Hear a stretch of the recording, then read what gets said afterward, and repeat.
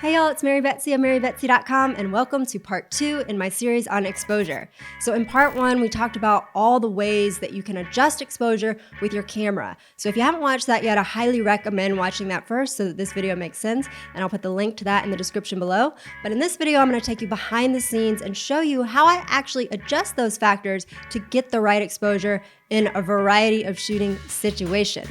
So let's jump in.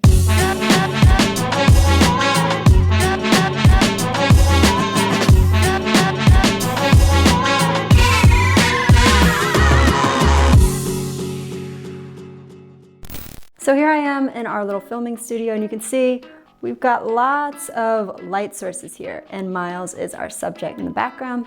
Hello. So the first thing I want to set here, because this is a portrait of Miles, is the aperture. And I know that I want to use a low F number because I want that background to be blurry so that Miles is the only thing in focus and he stands out. And you'll see that as I lowered that F number, this plant in the background has gotten blurrier and our shot has gotten lighter. Because remember, a lower F number means less will be in focus in your shot. So next I'll set my shutter speed, and since I'm recording at 30 frames per second, then I want my shutter speed to be double that for natural motion blur, because as we covered in my lesson on frame rates, which you can watch in the link in the description if you're interested, this right here is the formula for natural looking motion blur in your videos. So ideally your shutter speed is equal to 1 over your frames per second times 2. So I'll take 1 divided by our frame rate of 30 multiplied times 2, which makes our ideal shutter speed 1/60th. And so I'll adjust our shutter speed down to 1/60th of a second. And you'll notice that as I slowed that shutter speed down, our image has gotten even brighter and it's like way too bright now. And the way I'm gonna fix this is by adjusting my ISO. So I'm going to lower the ISO, so I lower how sensitive the sensor is to light. And I'm gonna put that at 100 at first because that's gonna give me the least noise, but I can see that this is still too dark. So I'm gonna bring my ISO back up until Miles looks like he's got enough light on him. Yay! And voila, the exposure on our shot looks good, and we don't wanna use an ND filter because that would make it darker, and we don't need that. All right, so for scenario number 2, let's say we wanna film Miles dancing, and then we wanna put that in super slow motion. Yeah, baby, break it down. You don't have to dance the whole time while we're getting the shot ready. So the first thing we want to do, since this is slow motion, is I want to increase this frame rate. So I'm going to go into my menu. I'm going to increase the frame rate from 30 frames per second to 120 frames per second.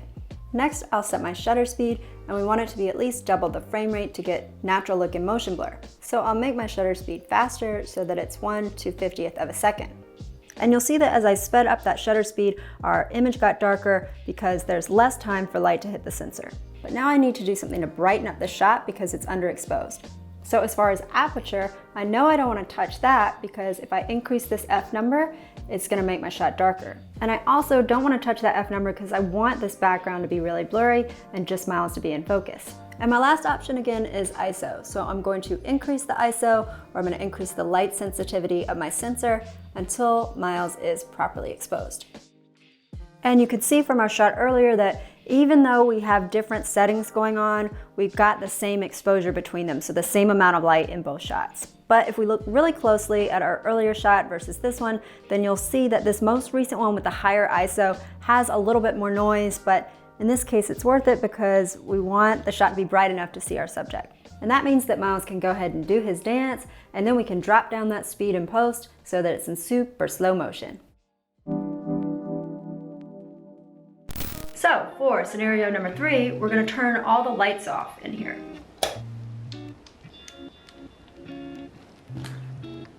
So now we have very little light in the room, and we're not doing slow-mo, so the first thing we're gonna do is adjust this frame rate. And we're gonna bring it back down to 30 frames per second. And so next I'll set my shutter speed. And if I want natural motion blur, then I'll set it to double my frame rate at 1/60th. And my shot is still super dark, so obviously we don't need an ND filter because that would just darken it more. So again, my last option is ISO. So I'll increase the ISO from 800 all the way up to 25,600.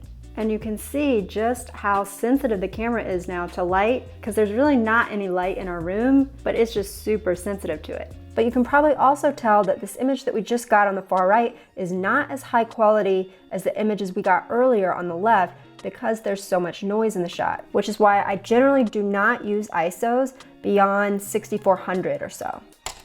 Now you may have noticed that so far I've been prioritizing my aperture and my shutter speed settings and then just setting my ISO based on them, and that is often how I operate. And if I wanted to, instead of setting my ISO, I could use something called auto ISO, which a lot of digital cameras have nowadays, but you can see that auto ISO didn't do the best job here because Miles is way too bright. And that is why I don't use auto ISO. And auto ISO can also change the ISO in the middle of a shot, so it can make it look like the lighting is changing in your scene when it's not, and that's another reason I avoid it. But there is one situation where auto ISO can really help you out, and so let's look at that. All right, for this next shot, I'm gonna be using a gimbal, and I'm gonna be filming Miles. And I'm going to be filming him walking down this hallway, which has a lot of light, and walking into this room, which is much darker. So I'm filming Miles from behind, and if I get the exposure right for Miles, well, we're here in this hallway. And now if I film Miles, then by the time I get into this dark room, he's going to be way too underexposed. But if I get the exposure right when Miles is in the dark room, then it's going to be way too bright if I'm filming from the hallway. But since I'm filming with a gimbal, I need both hands on it, and I can't just adjust my exposure in the middle of the shot and keep it smooth. So this is where auto ISO can be really useful when you're moving between two places with different lighting and you need that camera to adjust the exposure as things change. So now I'm filming Miles, and he's got these bright windows behind him. So let's get the right exposure here. I'm starting off with my frame rate at 60 frames per second. I've got my shutter speed at double that at 1/125th of a second, and my aperture is low at f2.8 to blur that background. And our shot looks a little bright, so now I'm gonna adjust the ISO to see if we can fix that. So here around ISO 400, 500, Miles is looking like he's got the right exposure, but you can see our windows back here are totally too bright. But if I lower my ISO so that the exposure on the windows starts looking good, then now Miles is way too dark. So what is my camera's problem? Why can't it expose Miles and the window correctly at the same time? Well, because even though I can see the details on Miles' face and the details out the window at the same time, my camera cannot see that. And that's because the human eye can actually see more tones between black and white than a camera can. So let's say that this is the range of tones that the human eye can see from dark to light. And you'll see that there are many, many shades and subtle variations that we can see between black and white. But this is the range that our cameras can see from dark to light, and it's about half as big.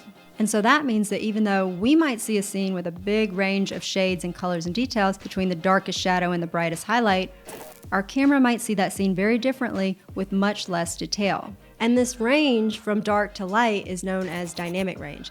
And that's because it's dynamic, like it can shift, but its size always stays the same. So let's look a little bit more at how dynamic range works. And let's say that this is the range of detail that we can see with our human eye from dark to bright in the scene. But remember, the camera's dynamic range is about half this size. So that means that if we set the exposure so that Miles looks good, then all these details that we can see out the window, well, they're just gonna be so bright that the camera is just gonna see those as white. And that's why we end up with these big white blobs where all the details are lost. But if we expose the shot so that the window looks good and we can see all the details out the window, then all these details that we can see in the shadows on Miles' sweatshirt are just gonna be too dark for the camera to see, so the camera is just gonna assume that they're all black. And that's why we'll end up with these big black shadow areas on his sweatshirt, and all the details are gonna be lost. So what do we do about this situation? Well, the bottom line is that cameras have limitations, and so if you can't expose two things properly at the same time with your camera, you've just got to prioritize getting the exposure right for your subject.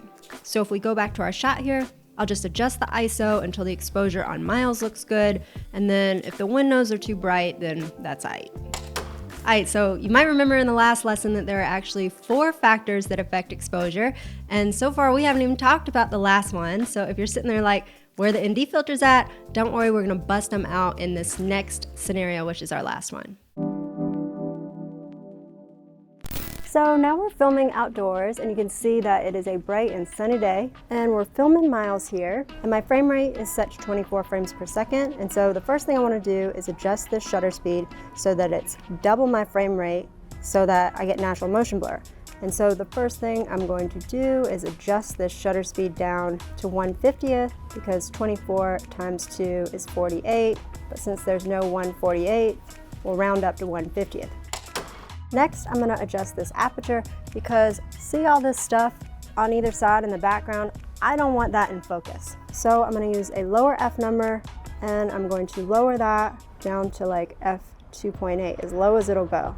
And I know our shot is like way too bright now, so let's see if we can adjust the ISO to fix that. So I'm going to take this ISO down from 400 to its lowest level of 100, because we got plenty of light out here. We don't need the camera to be sensitive to light. Plus ISO 100 is going to give us the best quality image with the least noise, so if I don't need that light sensitivity, it's going to be at 100. But the problem is obviously our shot is now way too bright. Now I could increase the shutter speed to fix that. So if I make the shutter speed faster, then Miles starts to look great. And that might not be a problem if Miles is just gonna sit there and he's not gonna move a lot. But let's say that Miles is gonna be waving in the shot. Miles gives a wave. You see how the motion of his hand doesn't look blurry, it doesn't look natural. So if he's gonna be waving, I wanna make sure that my shutter speed is double my frame rate so that it looks good. So let's bring that shutter speed back down to double the frame rate at 1/50th.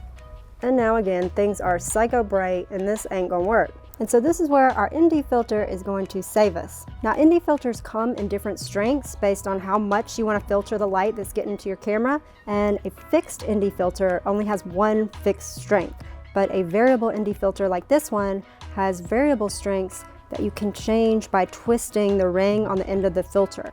So I'll put this ND filter on the lens, and then I'll turn the ring on the end until I've darkened my shot enough so that the exposure on Miles looks right. And so now Miles can wave, his exposure looks good, and his motion looks natural. So that's how you can use an ND filter, which again acts like sunglasses for your lens, to use an aperture with a low f number to blur that background, and to use a shutter speed that's gonna make your motion look bright, but still have your shot look properly exposed. Oh, and I'll talk more about ND filters and other types of lens filters in the next lesson. Alright, so that's it for this video, but I have another video, a final video in this exposure series coming out, where we're going to talk about all the tools that you can use to check your exposure that are inside your camera or in your external monitor, and there's some really cool ones. So if you want to know when that comes out, then hit the subscribe button and the notification bell down below, and you'll get a heads up. And as always, if you have any questions about what was covered in this video, like maybe you have your own special shooting scenario that you want to know, how do I expose this properly, then hit me up in the comments below. I read them all, I answer them all, and I would love to hear from you. All right, y'all, thanks for watching. Bye.